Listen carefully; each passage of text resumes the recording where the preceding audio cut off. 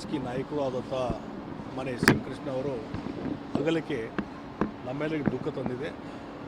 ಬಹುಶಃ ಇದೊಂದು ಆಘಾತವಾದಂಥ ಒಂದು ಸುದ್ದಿ.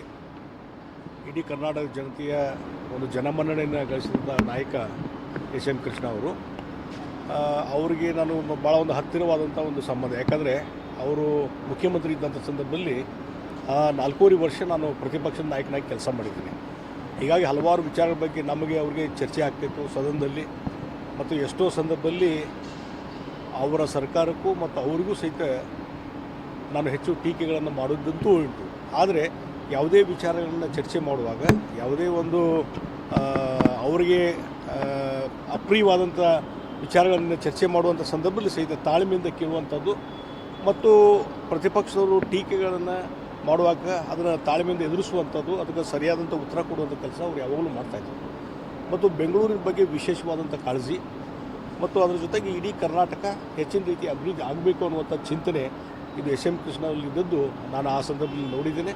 ಮತ್ತು ಒಂದು ವಿಷನರಿ ಮುಂದಾಲೋಚನೆ ಇಟ್ಟುಕೊಂಡು ಕೆಲಸ ಮಾಡ್ತಕ್ಕಂಥ ವ್ಯಕ್ತಿ.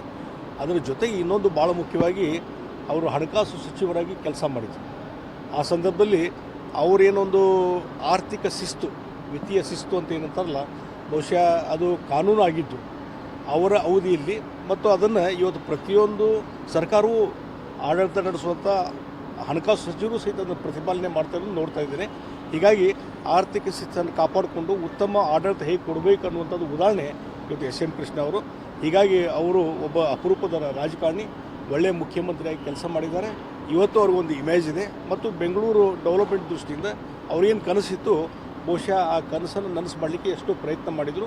ಮತ್ತು ಕೇಂದ್ರ ಸಚಿವರಾಗಿಯೂ ಸಹಿತ, ವಿದೇಶಾಂಗ ಸಚಿವರಾಗಿಯೂ ಉತ್ತಮ ಕೆಲಸವನ್ನು ಮಾಡಿದ್ದಾರೆ. ಹೀಗಾಗಿ ಅವರ ಒಂದು ಹೆಗ್ಗುರುತು ಯಾವಾಗಲೂ ಕರ್ನಾಟಕದ ಮೇಲೆ ಇರ್ತದೆ. ಅವರ ಅಗಲಿಕೆ ರಾಜ್ಯ ರಾಜಕಾರಣಕ್ಕೆ, ರಾಷ್ಟ್ರ ರಾಜಕಾರಣಕ್ಕೆ ಭಾಳ ದೊಡ್ಡ ನಷ್ಟ ಅನ್ನುವಂಥ ಮಾತನ್ನು ಹೇಳ್ತಿದ್ದೀನಿ. ಮತ್ತು ಇವತ್ತು ಅವರಿಗೆ ಗೌರವ ಕೊಡಲಿಕ್ಕೆ ಅವರ ಇದಕ್ಕೆ ನಾನು ಅವರು ಗೌರವ ಕೊಡೋ ಸಲುವಾಗಿ ನಾನು ಬಂದಿದ್ದೆ. ಪಾರ್ಲಿಮೆಂಟ್ ನಡೀತಾ ಇದೆ, ಅವರಿಗೆ ಗೌರವ ಸಮರ್ಪಣೆ ಸಲುವಾಗಿ ಇವತ್ತು ಇಲ್ಲಿ ಬಂದಿದ್ದೆ. Thank you.